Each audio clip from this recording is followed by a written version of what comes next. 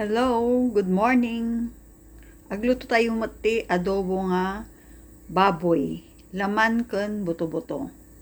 Nagpapulo tak ti mantikan, isaruno tayo ti bawang. Dadal ko ti bawang. Tapos sibuyas.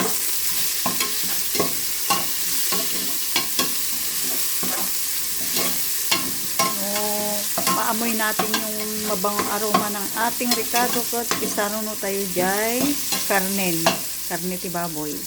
Yan, kabil ko jay baboy yun. At kiwar-kiwar tayo. Nagbanglo yung bawang.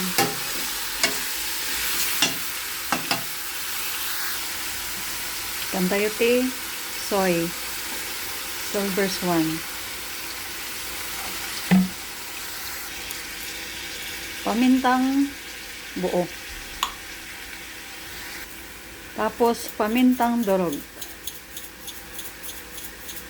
Mas maraming paminta, mas masarap, mas mabango.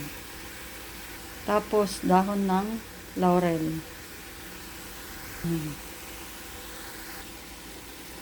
Kantay ti danom na.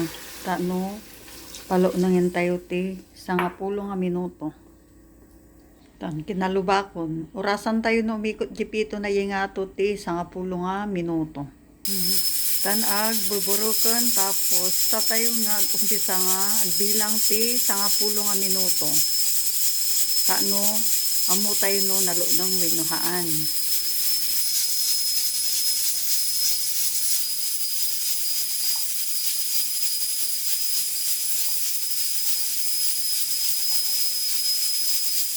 Yan, tinanggal ko na siya kasi 10 minutes na po siyang umiikot.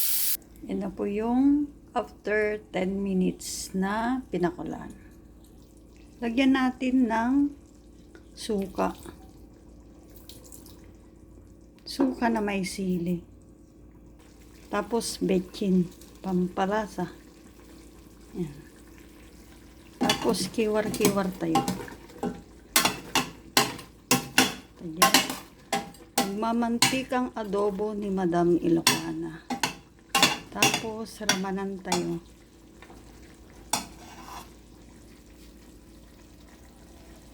Tapos inikakti siling artom nagimasan. Luto na po ang ating adobong buto-buto at laman. Mangantayan po.